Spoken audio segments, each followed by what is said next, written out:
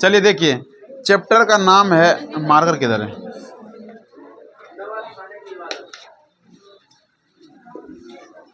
Chapter का नाम है नौबत खाने में इबादत। नौबत खाने में इबादत, ठीक है। राइटर का नाम है यतीन्द्र मिश्र। यतीन्द्र मिश्र, ठीक है। पढ़ते हैं, चैप्टर मस्त है, पढ़ने में अच्छा है तो नहीं, मतलब पढ़ने में खूब मजा आएगा, ठीक है। चलो देखिए, ये व्यक्ति चित्र है, ठीक है। चलिए शुरू करते हैं यतीन्द्र मिश्र के बारे में। करा कि यतीन्द्र मिश्र का जन्म हुआ था 1917 ईस्वी में। कहाँ पर? अयोध्या, रामनगरी है, पता है ना। अयोध्या क्या कहा जाता है? रामनगरी, मतलब राम का जगह था, उत्तर प्रदेश में हुआ था। उन्होंने लखनऊ विश्वविद्यालय लखनऊ में हिंदी भाषा और साहित्य में एमए किया था। इसमें समझाने वाली बात कुछ है क्या? हिंदी में एमए किया था, और सॉरी, हिंदी भाषा और साहित्य में एमए किया था। आगे बढ़िए। वे साहित्य पर संगीत, सिनेमा, नृत्य। संगीत मतलब होता है गाना बजाना, साहित्य का मतलब होता है लिखना, मतलब राइटिंग ना था, और नृत्य मतलब क्या होता है? नाचना। चित्रकला मतलब चित्र बनाना, ठीक है। चित्रकला के जिज्ञासु अध्येता थे। इसको ये सब में मजा आता था।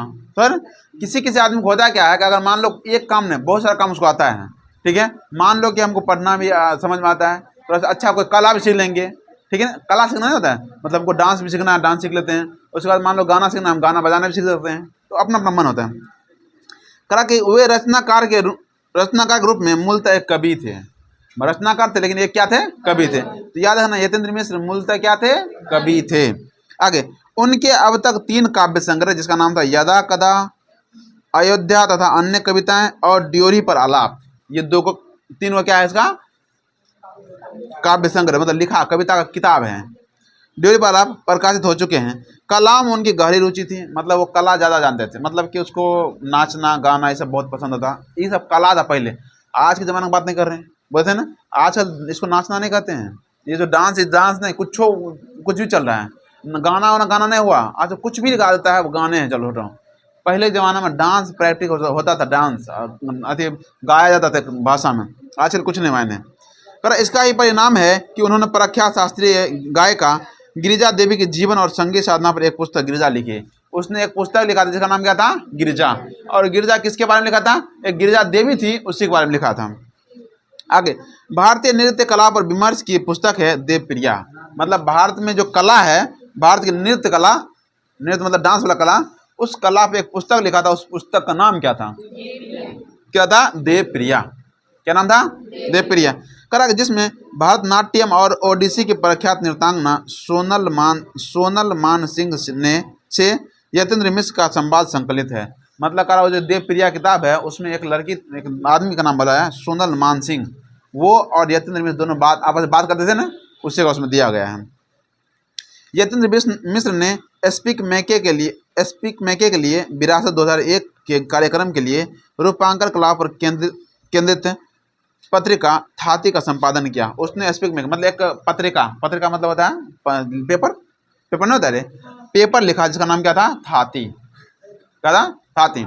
आगे, संप्रति वे अर्धवार्षिक पत्रिका सहित, मतलब एक अर्धवार्षिक मतलब 6 महीना में एक बार पत्रिका निकलता था। पेपर ऐसा होता है वो पत्रिका जो 6 महीना में एक बार, कोनो महीना में एक बार होता है, कोनो सप्ताह में एक। जो सप्ताह में एक बार निकलता है उसको साप्ताहिक कहते हैं, महीना में एक बार निकलता है उसको मासिक बोलते हैं। जो अर्धवार्षिक है, और एक वार्षिक होता है। तो साहित्य का डेली निकलता है, दैनिक व जागरण हुआ, दैनिक हो गया ये, ठीक है। साहित्य का संपादन कर रहे हैं, पर वह साहित्य और कलाओं के संवर्धन एवं अनुशील के लिए एक संस्कृति न्यास बिमला देवी फाउंडेशन का संचालन किया था। मतलब कह रहा है कि वे साहित्य और कला, जैसे मान लो कि जिसको अगर तुमको कला सीखना है या साहित्य सीखना है, इसके लिए एक मतलब संगठन बनाया, जिसका नाम क्या रखा था? बिमला देवी फाउंडेशन। क्या रखा था? इसका संचालन किया था, कब से कर रहा था? 1999 से कर रहे थे। आय करा कि यतीन्द्र मिश्र ने रीतिकाल के अंतिम प्रतिनिधित्व कवि द्विदेज की ग्रंथावली का संपादन भी किया। उन्होंने हिंदी के प्रसिद्ध कवि कुंवर नारायण पर केंद्रित 2 पुस्तकों के अलावा हिंदी सिनेमा के जाने माने गीतकार गुलजार, ये सब गुलजार नाम है, गीतकार थे, गुलजार कविताओं का संपादन यार जुलाहे नाम से किया। मतलब वो बहुत सारा किताब लिखा, यार जुलाहे नाम से। गुलजार एक आदमी का नाम है, ठीक है ना। और गुलजार से ना उसका शायरी अभी भी तो अगर पढ़ोगे ना, एकदम बहुत बहुत अच्छा अच्छा बात लिखते थे, शायरी टाइप से लिखते थे, बहुत अच्छा शायरी लिखते थे जिंदगी के लिए, जिंदगी के बारे में। तो वही उसका अथी लिखे थे, उसके नाम से क्या, यतेंद्र मिश्र को अब तक भारत भूषण अग्रवाल, क्या क्या पुरस्कार मिला था। यतेंद्र मिश्र को अब तक भारत भूषण अग्रवाल पुरस्कार, भारतीय भाषा परिषद युवा पुरस्कार, राजीव गांधी राष्ट्रीय एकता पुरस्कार, रजा पुरस्कार, हेमंत स्मृति कवि पुरस्कार, ऋतुराज सम्मान कितना मिला आदि कई पुरस्कार प्राप्त हो चुके हैं। उन्हें केंद्रीय संगीत नाटक अकादमी नई दिल्ली और सराय नई दिल्ली के फेलोशिप भी मिली है, मतलब इसको फेलोशिप भी मिला हुआ था, मतलब वहाँ पर रहने का थी। अब लास्ट में कहते हैं का नौबत खाना इबादत प्रसिद्ध शाना इबादत जिसका नाम क्या था, भारत रत्न उस्ताद बिस्मिल्लाह खान। उस्ताद बिस्मिल्लाह खान को भारत रत्न मिला। भारत का जो सबसे बड़ा पुरस्कार होता है ना, क्या होता है, भारत रत्न पुरस्कार। और भारत रत्न किसको मिला था, बिस्मिल्लाह खान को। किसकी वजह से, वो एक शहनाई वादक थे। शहनाई वादक जानते हो, शहनाई किसको कहते हैं, कैसा होता है, वो तुतरुम बाजा नहीं होता है, वो तुतरुम बाजा में भी पहले जमाने में क्या होता था, एक काला होता था, काला जमाना। आजकल तो वो तुतरुम तो अलग है, ठीक है ना। पहले काला कलर का कहता था, जैसे अभी जाएंगे ना इसमें, आज कौन दिन रे, सोमवार है रे, चलना माइथान में जाओगे ना तो वहीं, हाँ वहीं जा रहे, इसलिए सामने पर आएंगे, ठीक है ठीक है। हाँ वो तो पता नहीं, जाएंगे 12 बजे, 10 बजे जाएंगे, नहीं ठीक है, घर लेकर हम जाएंगे कि। अब देखो रे ऊपर से, हाँ ठीक है, उससे वो जो काला ना तुतरुम बजा जो थोड़ा अजीब बजता है, वही उसको शहनाई वादक, वो ऐसा बजाता था कि सोचो दुनिया में ऐसा कोई आदमी नहीं बजाता था। बिस्मिल्लाह खान पढ़ते हैं, इंग्लिश में नहीं पढ़ाते तुमको, नम्मा के इंग्लिश में नहीं पढ़ाते बिस्मिल्लाह खान के बारे में। उसको एक आदमी बोला था कि आप चलिए मेरे साथ अमेरिका, ठीक है ना, ऐसा बोला। उसको दो ही चीज़ से प्रेम था, एक बोला कि नमाज और दूसरा शहनाई। बोला कि अगर हाँ जब भी वो बजाना शहनाई बजाना जाता था ना, वो हमेशा मंदिर के पास नथी करके जाता था।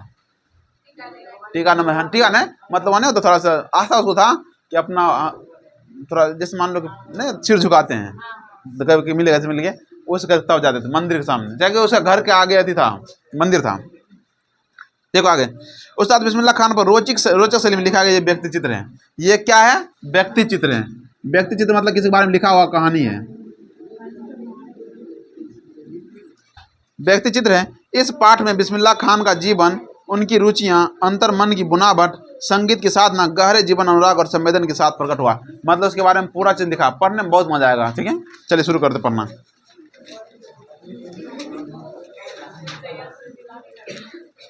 चलिए शुरू करते हैं, और सभी बच्चे को पहले बोल देते, पहले चैप्टर खत्म करके मानेंगे।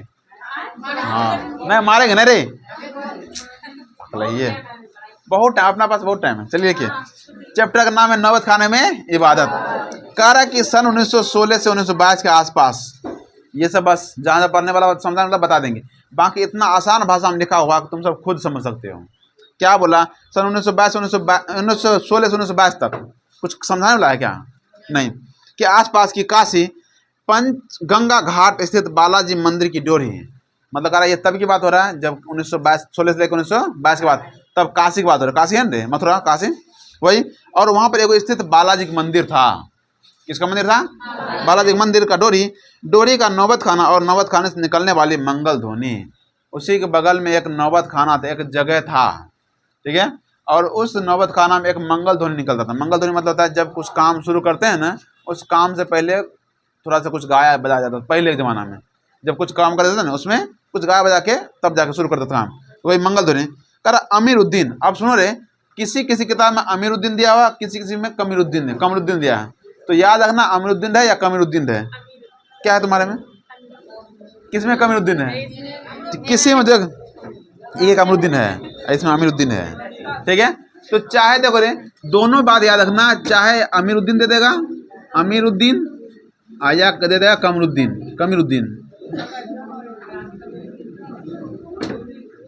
ठीक है। अमीरुद्दीन या कमरुद्दीन, जो देगा बात एक क्या है, उसी की बात हो रहा है, कहीं का प्रिंट मिस्टेक प्रिंट हो गया। तो कह रहा अमीरुद्दीन अभी सिर्फ कितने साल के थे, 6 साल का, 6 साल का है। और बड़ा भाई शमसुद्दीन, तो याद है ना उसका बड़ा भाई, हाँ शमसुद्दीन नाम है, मेरे भैया दोस्त का नाम शमसुद्दीन है, ठीक है ना। शमसुद्दीन 9 साल का था। मतलब क्या कि छोटा भाई कितना था 6 साल का, उससे बड़ा भाई कौन शमसुद्दीन था, कितना साल का था 9 साल का। अमीरुद्दीन को पता नहीं कि राग किस चिड़िया को कहते हैं।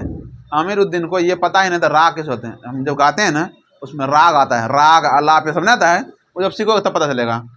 कहते हैं और ये लोग हैं मामू जान वगैरह जो बात बात पर भील पलासी और मुल्तानी कहते रहते हैं। क्या वाजिब मतलब हो सकता है इन शब्दों का, इस लिहाज से अभी उम्र नहीं है। मतलब चूंकि क्या करा मामू जान, जो मामू जान मतलब मामा बोलते हैं, ठीक है, मामू जान, अबू जान, अम्मी जान, ये सब ना उर्दू वर्ड है। वही कहा कि जब मामू जान बोलते हैं तो बोले मामू जान जो बात बोलते थे उर्दू वर्ड जो बोलते थे, कह रहा कि उर्दू वर्ड समझने के लिए अमीरुद्दीन का उम्र अभी छोटा था। धीरे धीरे समझ में आता है लेकिन अभी कुछ समझ में आ रहा है। कह रहा कि अमीरुद्दीन की जान सके इन भारी शब्दों का वजन कितना होगा। गोया इतना जरूरी है कि अमीरुद्दीन व शमसुद्दीन के मामा दे सादिक हुसैन, मामा दे मतलब है मामा के भाई या मामा दे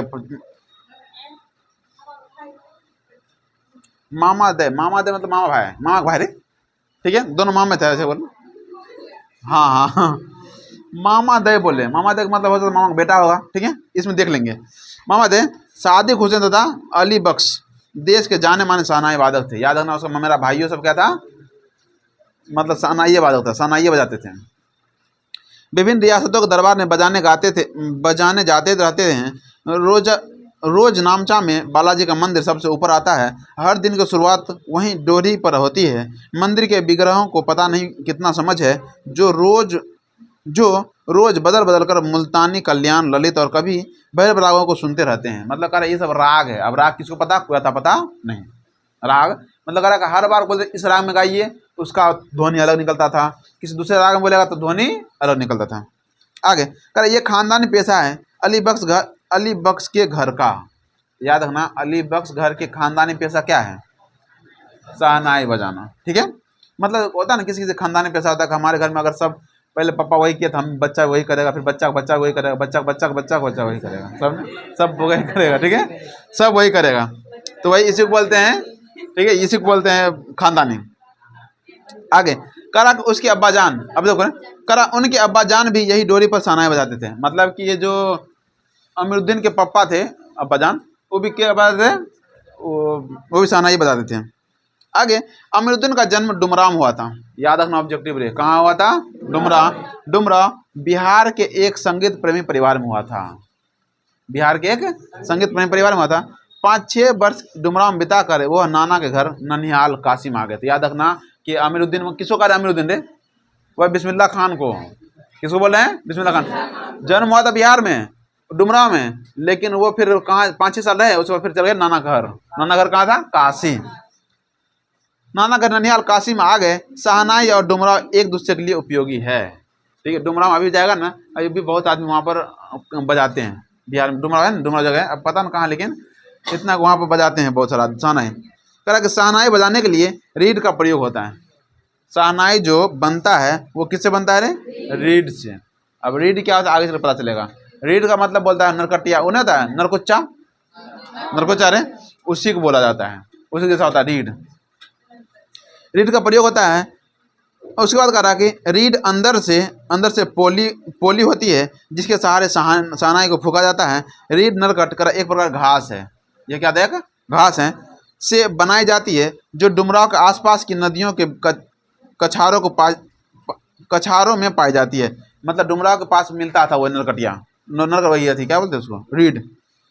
कह रहा कि फिर अमीरुद्दीन जो हम सबके प्रिय हैं, अमीरुद्दीन हम प्रिय, अभी बहुत प्रिय हैं, वो अपने उस्ताद बिस्मिल्लाह खान साहब हैं। मतलब कह रहा जो अमीरुद्दीन बोल रहे हैं, अमीरुद्दीन असल में वो जो अमीरुद्दीन है वो कौन है, उस्ताद बिस्मिल्लाह खान। इसी का नाम क्या था बचपन में, का नाम अमीरुद्दीन। ऑप्शन में देता या तो अमीरुद्दीन या तो कमरुद्दीन, दोनों में उसको क्यों देगा, ठीक है। आगे बिस्मिल्लाह खान साहब है, कह रहा इनके परदादा, याद रखना ये पूछा गया उनके परदादा का नाम क्या था, परदादा उस्ताद सलार हुसैन खान, परदादा का नाम याद रखना। और सुन रहे तुम, इसमें क्या उस्ताद सलार हुसैन, अपने अपने परदादा का नाम भी याद रखा करो, ठीक है।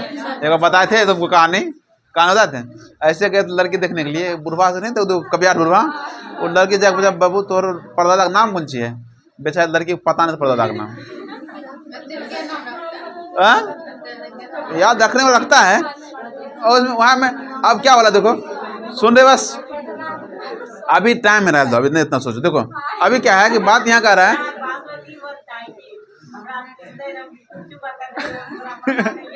तोरा पता नहीं है छो अगवा आज रहेगा के रहेगा नहीं, तोरा पता है अगवा हमेशा तोरा गाँव में रहता है, वो कर नहीं पता होगा कि रहने है, ठीक है।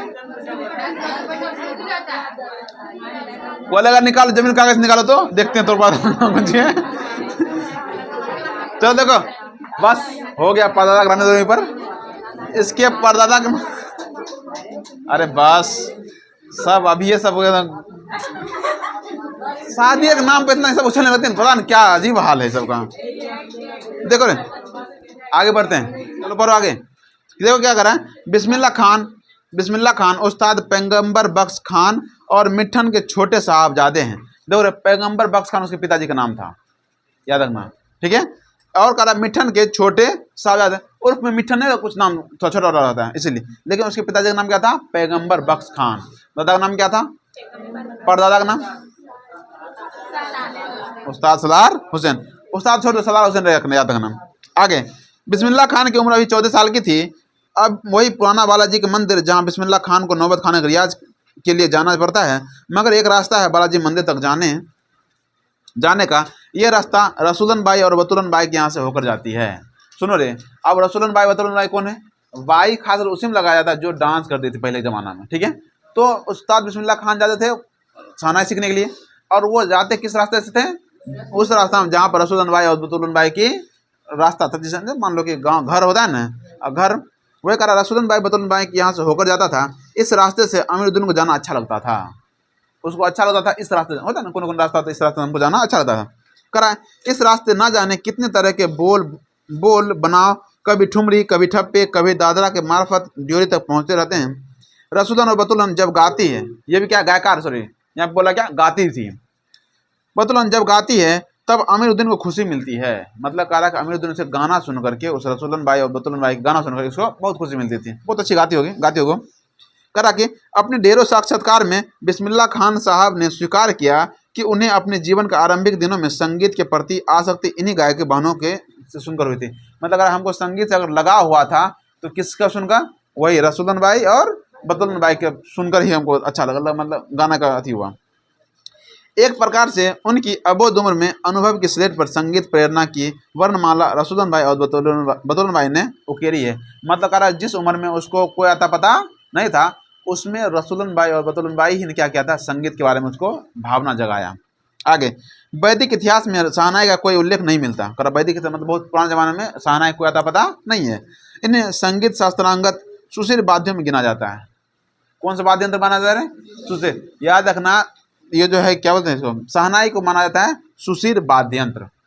सुशील मतलब होता है मुंह से फूंक कर बजाने वाला, सुशील बोलते हैं, जिस बांसुरी सब उसी में जाता है, सुशील वाद्य में गिना जाता है। अरब देश में फूंक कर बजाने वाले वाद्य जिसमें नारी मतलब नरकट या रीड होती है को नए बोलते हैं।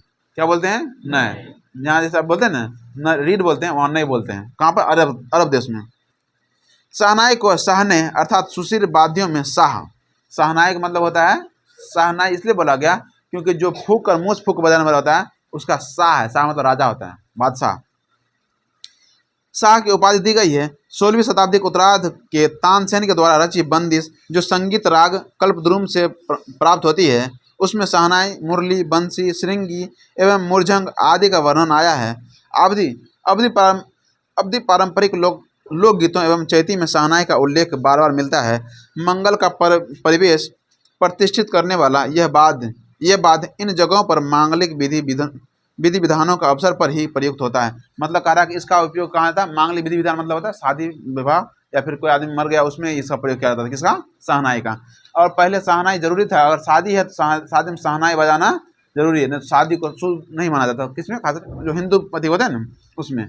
मुस्लिम में ऐसा नहीं था, लेकिन हिंदू में ऐसा था कि शहनाई बजाने के बाद बोले शहनाई बजेगा तभी शादी को मायने हुआ। आगे दक्षिण भारत के मंगल वाद्य नागस्वरम की तरह शहनाई प्रभाती के मंगल ध्वनि का संपूरक है। मतलब कह रहा कि जैसे दूसरी तरफ क्या है, एक नागस्वरम है, उसी तरह से ये भी क्या है, शहनाई भी इस तरफ का, भारत का भी शहनाई भी क्या उसी जैसा मंगल ध्वनि निकलता है। मंगल ध्वनि मतलब बहुत अच्छा स्वर निकलता है। शहनाई की इसी मंगल ध्वनि के नायक बिस्मिल्लाह खान साहब 80 बरस से सुर मांग रहे हैं। सोचो बिस्मिल्लाह खान कितने बरस के थे? 80 बरस के। करा कि जब हो गया, जब बजाते बजाते 80 बरस हो गया था, 80 बरस के होने के बाद भी वो क्या मांग रहे थे? सुर। सुर जानते हो? गाने का तरीका, बोलने का तरीका, मतलब उसमें जो अगर हम बजा रहे हैं तो सब जो बात मतलब मान लो बजाना एक ही जैसा होता है, लेकिन बांसुरी बजा अच्छा कौन लेगा वो डिपेंड करता है आदमी पर। जैसे मान लो जैसे बांसुरी हम बजाएंगे, तुम बजाओ तुम्हारा अलग बांसुरी बजेगा, दूसरा का अलग बजेगा। अब इन्हें खाली फूक देना वो नहीं होता है, धुन निकालना मेन बात होता है। इन्हें फूक दिया हो गया, लो हम बजा लिए, वैसा नहीं है। ठीक है, आगे करा कि बरसिए करा सच्चे सुर की नीमत, सच्चे सुर की नेमत 80 बरस की 5 वक्त नमाजी इस सुर को पाने की प्रार्थना में खर्च हो जाती है। मतलब कह रहा है कि जो बिस्मिल्लाह खान थे वो 5 वक्त नमाज पढ़ते थे, और नमाज पढ़ने में नमाज में जाकर दुआ यही मांगते थे, क्या वो मांगते, सुर मांगते थे, हमको अच्छा बस गाने का दे दो। ऊपर वाले सुर मतलब गाने का तरीका, ठीक है, ध्वनि, आवाज। आगे आगे क्या कर रहा है? लाखों सजदे इसी पर एक सच्चे सुर की इबादत में खुदा के आगे झुकते हैं। वे नमाज के बाद सजदे में गिड़गिड़ाते हैं, मेरे मालिक एक सुर बख्श दे। सुर बख्श दे मतलब आवाज़ अच्छा दे दो, ठीक है, गाने मतलब तरीका अच्छा बता दे दो, बख्श दे। सुर में वो तासीर पैदा कर कि आंखों से सच्चे मोती की तरह अनपढ़ आंसू निकल जाए। मतलब कह रहा है कि ऐसा सुर उसमें बख्श दे कि ताकि जो आदमी सुने उसकी आंखों में आंसू आ जाए। जो कुछ बात ऐसा ना, कुछ बात ऐसा बोला जाता है या गाना आता है, अगर गाना समझोगे ना तो आंख में आंसू आ जाएगा, ऐसा मतलब है। लेकिन गाने पर, ठीक है, कर उनको यकीन है कि कभी खुदा यूं ही उन पर मेहरबान होगा और अपनी झोली में सुर का फल निकाल कर उनकी ओर उछलाएगा, फिर कहेगा ले जा अमीरुद्दीन, इसको खा ले और कह ले अपनी मुराद, और कर ले अपनी मुराद पूरी। मतलब अपने आप विश्वास था कि हम जब अल्लाह से मांगते हैं दुआ तो हमको जरूर एक ना एक दिन सुर अच्छा से बख्शेगा और हम अच्छा गाएंगे एक दिन। ठीक है, कर आगे अपने पोह से बचने के लिए हम स्वयं किसी शरण, किसी गुफा को खोजते हैं जहां अपनी दुश्चिंताओं, दुर्बलताओं को छोड़ सके और वहां से फिर अपने लिए एक नया तिलिस्मी गढ़ सके। हिरन अपनी ही महक से परेशान होकर पूरे जंगल में उस वरदान को खोजता है जिसकी गमक उसी में समाई है। 80 बरस से बिस्मिल्लाह खान यही सोचते आए हैं कि सातों सुरों को बरतने की तमीज उन्हें सलीके से अभी तक क्यों नहीं आई। सुनो जरा, जैसे इसमें कहानी का एग्जाम्पल देख बताया है कि जैसे मान लीजिए कि हिरन क्या होता है कि जब सूरज उगता है ना, तो हिरन के पास जो होता है ना, हिरन के नाभि में होता है सुगंध, उसको क्या बोलते हैं, नाम भूल रहे हैं,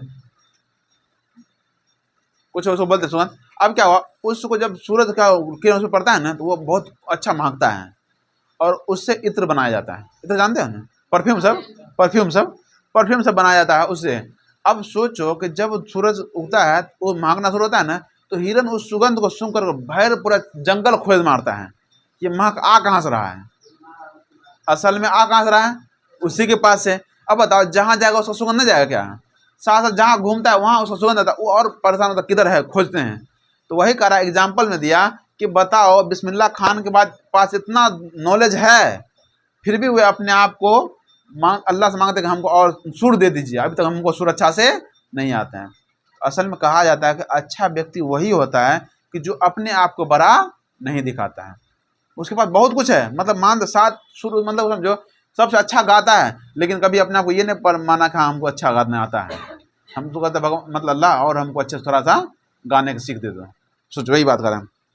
आगे बिस्मिल्लाह खान और शहनाई के साथ जिस मुस्लिम पर्व का नाम जुड़ा है वो मुहर्रम है। याद रखना, बिस्मिल्लाह, ये ऑब्जेक्टिव पूछा जाता है कि बिस्मिल्लाह खान और शहनाई के साथ कौन सा पर्व जुड़ा हुआ है? मुहर्रम। मुहर्रम जानते हैं? मुहर्रम है करम, मुहर्रम का महीना वो होता है जिसमें शिया मुस्लिम हजरत इमाम हुसैन एवं उनके कुछ वंशजों के प्रति आज़ादारी शोक मनाते हैं। मतलब कह रहा है कि बहुत सारे मुस्लिम क्या उसमें शोक मनाते हैं। शोक मनाते हैं मतलब क्योंकि किसी की कुर्बानी के पर्व मनाया जाता है। कभी टाइम मिलेगा तो मुहर्रम के बारे में बताएं, मुहर्रम क्यों मनाया, क्यों जाता है। ठीक है, आगे पूरे 10 दिन का शोक होता है। कितने दिन का रहता है? 1 तारीख से लेकर के 10 तारीख, और जो तजिया मेला होता है ना वो लास्ट 10वां में होता है, 10वां तारीख को। ठीक है, 10 तारीख को, 10वीं को होता है। ठीक है, वही का अशोक है, वो बताते हैं कि उनके खानदान का कोई व्यक्ति मुहर्रम के दिनों में ना तो शहनाई बजाता है और ना ही किसी संगीत कार्यक्रम में शिरकत ही करता है। मुहर्रम बहुत माना जाता है, मुहर्रम में कहीं जाता नहीं था। कहा कि 8वीं तारीख, देखो रे, जो मुहर्रम का 8वीं होता है ना, 8वीं तारीख उनके लिए खास महत्व है। याद रखना कि मुहर्रम कौन सी तारीख? 8वीं तारीख खास महत्व की है। इस दिन खान साहब खड़े होकर शहनाई बजाते हैं। वो दाल मंडी में फातमान के करीब 8 किलोमीटर की दूरी तक पैदल रोते हुए नोहा बजाते जाते हैं। जब 8 में होता है ना, 8 में देखता होगा जाता होगा ना जब वहाँ पर, तो वो सिर्फ एक छोटा सा चौकी टाइप रहता है ना, उसको ले जाता है। कभी देखना, तुम जब नहीं देखो तो देखना, वो जब ले जाता है तो उसमें क्या होता है, ढोलक बजा लेता है, तो वो क्या शहनाई बजा जाते थे, एकदम पूरा नोहा गाते थे। नोहा का मतलब होता है किसी की मौत पर जो गाया जाता है ना, जिस मान लो कोई मर गया उसकी मौत पर गाया जाता है, तो एक उसी को नोहा बोला जाता है। वो कह रहा वो नोहा गाते हो जाते हैं। कितने किलोमीटर तक? 8 किलोमीटर तक। कहा इस दिन कोई राग नहीं बजता, कहा इस दिन कोई राग और नहीं बजता, बस नोहा गाते थे। राग रगनियों की अदायगी का निषेध है इस दिन, मतलब करा इसमें राग हम गाना नहीं चाहता। करा उनकी आंखें इमाम हुसैन और उनके परिवार के लोगों की शहादत में नम रहती है, आज़ादारी होती है, आंखें नम। 1000 बरस की परंपरा पुनर्जीवित मुहर्रम संपन्न होता है। एक बड़े कलाकार का सहज मानवीय रूप ऐसे अवसर पर आसानी से दिख जाता है। मतलब कहा जब मुहर्रम ख़त्म होता है तभी पता चलता है कि असल में मुहर्रम था कैसा। ठीक है, मुहर्रम में वो कितना क्या दुख होता है वही उससे पता चलेगा। आगे, मुहर्रम के गमजदा माहौल से अलग कभी कभी सुकून के क्षणों में भी वे अपनी जवानी के दिनों को याद करते हैं। वे अपने रियाज को कम, उन दिनों को, अपने जुनून को अधिक याद करते हैं। मतलब अगर अपना जवानी का दिन याद आता है कि हाँ, मतलब अपने जवानी में रियाज का याद कम करता है, हम कैसे कितना मेहनत किए, कितना अभ्यास किए हैं, बस उसको याद आता किसका, अपने जवानी का दिन, जवानी में किए क्या थे हम। करा कि अपने अब्बा जान और उस्ताद को कम पक्का महाल के कुलसुम हलवाइन की कचौरी वाली दुकान, वो गीतावली और सुलोचना को ज़्यादा याद करते हैं। मतलब कह रहा है कि अब वो जब जवान थे उस जवानी में अपने अब्बा को कम याद करते हैं, या उसके उस्ताद थे, उसका अब्बा क्या थे, उसके उस्ताद थे, उसको कम याद करते थे, बल्कि कुलसुम हलवाइन, याद रखना इसको, कुलसुम हलवाइन, उसके याद रखना। इसमें ऑब्जेक्टिव पूछा जाता है कि बिस्मिल्लाह खान को किसके यहाँ के पकौड़ी या कचौरी पसंद था? कुलसुम हलवाई के यहाँ से। कुलसुम हलवाइन की कचौरी वाली दुकान और गीतावली और सुलोचना, याद रखना, ये भी बात है, ये भी आदमी इसको याद रखना, गीतावली और सुलोचना इसको ज़्यादा याद करते थे। ये गीतावली और सुलोचना कौन है आगे चल पता चलेगा। ज़्यादा याद करते हैं कैसे सुलोचना उनकी पसंदीदा हीरोइन रही थी। सुलोचना कौन थी? उसकी जवानी की पसंदीदा हीरोइन थी। हीरोइन तो फिल्म बनाती है तो हीरोइन थी। बड़ी रहस्यमयी मुस्कुराहट के साथ गालों पर चमक आ जाती है। खां साहब की अनुभवी आंखों और जल्दी ही खिस से हंस देने की ईश्वरीय कृपा आप भी बदस्तूर कायम है। मतलब अगर उसको हंसने का तरीका बहुत अच्छा याद आता, मतलब हंसने का बहुत अच्छा तरीका था इसका। देखो फोटो में दिया हुआ हंसने का तरीका, देखो फोटो में, हाँ ठीक है। आगे, अगर इसी बाल सुलभ हंसी में कई यादें है, वे जब उनका जिक्र करते हैं तब फिर उसी नैसर्गिक आनंद में आंखें चमक उठी है। अमीरुद्दीन तब सिर्फ 4 साल का रहा होगा। कब का? 4 साल पहले, जब 4 साल का बच्चा था तब की बात कर रहे हैं। करा कि छुप कर नाना को शहनाई बजाते हुए सुनता था। रियाज के बाद जब अपनी जगह से उठकर चले जाते तब जाकर ढेरों छोटी बड़ी शहनाइयों की भीड़ से अपनी नाना वाली शहनाई ढूंढता और एक एक शहनाई को फेंक कर खारिज करता जाता। सोचता लगता है मीठी वाली शहनाई दादा कहीं और रखते हैं। सोचो, मतलब वो सोचा जब बजाते थे ना, बजाने का अच्छा सुर निकलता था, तो उसको लगा कि असल में ये जो शहनाई बजा रहा है ये आदमी का कमाल नहीं है, ये कमाल किसका है? शहनाई कमाल है। तो वो बहुत खोजा था और नहीं मिला था, फिर तो कहता लगता है दादाजी क्या करें, जो अच्छा शहनाई था ना, मीठा वाला शहनाई वो कहीं और रख दिए हैं। जबकि असल में ऐसा था क्या? शहनाई में थोड़ी दम रहता है, आदमी में रहता है, आदमी कैसे बजाए हैं। देखिए करा कि जब मामू अली बख्श खान, याद रखना मामू का नाम क्या था?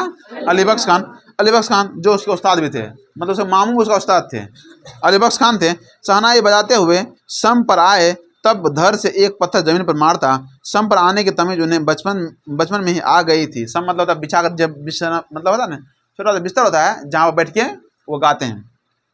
मगर बच्चों को ये नहीं मालूम था कि दाद वाह करके दी जाती है। मतलब दाद नहीं जाता है, दाद मतलब कि जब मान तुम कुछ अच्छा करते वाह कितना अच्छा है, नहीं होता है, तो दाद इसको कैसे दिया जाता है उसको पता नहीं है। आगे, दी जाती है, सिर हिलाकर दी जाती है, पत्थर पटक कर नहीं। वो क्या करता था, जैसे मतलब अच्छा करता था ना, पत्थर पटकता था, हाँ वाह ऐसे वाला, पत्थर पटक कर नहीं। और बचपन के समय फिल्मों के बुखार के बारे में तो पूछना ही क्या। बचपन में फिल्म का बुखार कैसा था इसके बारे में सोचो ही मत, कितना बुखार, देखो ऐसा कभी तुम सबके साथ नहीं हुआ होगा। करा कि उस समय 3rd क्लास के लिए 6 पैसे का टिकट मिलता था। 3rd क्लास जैसे मान लो अगर हॉल में जाओगे ना तो आगे होता 1st क्लास, फिर 2nd क्लास और क्या होता 3rd क्लास, सब क्लास का होता है। अगर मान लो कि तुमको अच्छे से बैठ के देखना है, आराम से सब कुछ मिले, वो सबसे ऊपर मंजिल पर होता है, मतलब 1st क्लास का होता है, वो उसका दाम ज़्यादा होता है। 2nd क्लास, 3rd क्लास का जो होता है ना 3rd क्लास का, वो सबसे सामने आगे में होता है। ऐसा इसलिए होता है जब आगे में तुम बैठेगा ना तो लगेगा कि आगे मुँह पर रहती है, देखने में मज़ा नहीं आता है। आगे से अगर मान लो कभी हॉल जाओ ना फिल्म देखने के लिए, आगे में बैठोगे तो आगे में बैठ के देखने में मज़ा नहीं आता है, जितना पीछे रहोगे उतना अच्छा दिखता साफ। ठीक है, ऐसे वैसे अगर 6 और मिलता कितना ग्लास, कितना रुपया का, 6 पैसा का। पहले बहुत पहले बात है, 6 पैसा का मिलता था। अमीरुद्दीन 2 पैसे मामू से, 2 पैसे मौसी से और 2 पैसे नानी से लेता था। ठीक है, मौसी मतलब खाला और मौसी तुम जानते हो करते हो। तो मामू से 2 पैसा, नानी से 2 पैसा और मौसी से 2 पैसा, कितना पैसा हुआ? एक आदमी 6 पैसा ले नहीं सकता रे, 2 पैसा लेता था। फिर घंटों लाइन में लगकर टिकट हासिल करता था। इधर सुलोचना की नई फिल्म सिनेमा हॉल में आई और उधर अमीरुद्दीन अपनी कमाई लेकर चला फिल्म देखने। मतलब सुलोचना जो कि फेवरेट हीरोइन थी, अब सुलोचना जैसे फिल्म आया बस रुपया कहीं से अगर कमाई है ही है लेकर चल देंगे फिल्म देखने, कुछ सब कुछ छोड़ जाकर पहले फिल्म देखेंगे। ठीक है, करा कि जो बालाजी मंदिर पर रोज शहनाई बजाने से उसे मिलती थी। याद रखना, उसको रुपया कहाँ से मिलता था? बालाजी मंदिर पर शहनाई बजाने से। रोज बजाते बोले, सुबह से नहीं, आरती का समय नहीं होता है रे, मतलब मंदिर में आरती दिया जाता है तो वहीं पर। करा 8 अन्नी मेहनताना, तो याद रखना उसको मिलता था कितना? 8 अन्नी, 8 आना मिलता था। जब वहाँ बजाते थे तो कितना रुपया मिलता था? 8 आना। करा कि उस पर यह शौक जबरदस्त कि सुलोचना की कोई नई फिल्म ना छूटे और कुलसुम की देसी घी वाला दुकान। मतलब ये बोला कि कुलसुम का जो कचौरी मिलता था वो भी नहीं छूटना चाहिए और ये सुलोचना का फिल्म भी नहीं छूटना चाहिए। आगे, वहाँ की संगीतमय कचौरी, वहाँ का मतलब कचौरी बात करना, संगीतमय कचौरी इस तरह क्योंकि कुलसुम जब कलकाते घी में कचौरी डालती थी उस समय छन से उठने वाली खाली आवाज़ में उन्हें सारे अरो विरोध दिख जाते थे। मतलब जैसे कचौरी डालते थे उसमें लगता आवाज़, उसमें लगता बहुत अच्छा कचौरी बनेगा। राम जाने कितनों ने ऐसी कचौरी खाई होंगी, मगर इतना तय है कि अपने खान साहब रियाजी और स्वादी दोनों में रहे हैं और इस बात में कोई शक नहीं कि दादा की मीठी शहनाई उसके हाथ लग चुकी है। और अगर अब इसमें कोई शक नहीं है कि वो जो दादा का शहनाई खोलते थे वो शहनाई अब बिस्मिल्लाह खान को लग गया है। ठीक है, तो आज के लिए इतना रहने दीजिए, बाकी इसके आगे काम कल करेंगे। ठीक है, चलिए बंद कीजिए इसको, बंद करो इसको।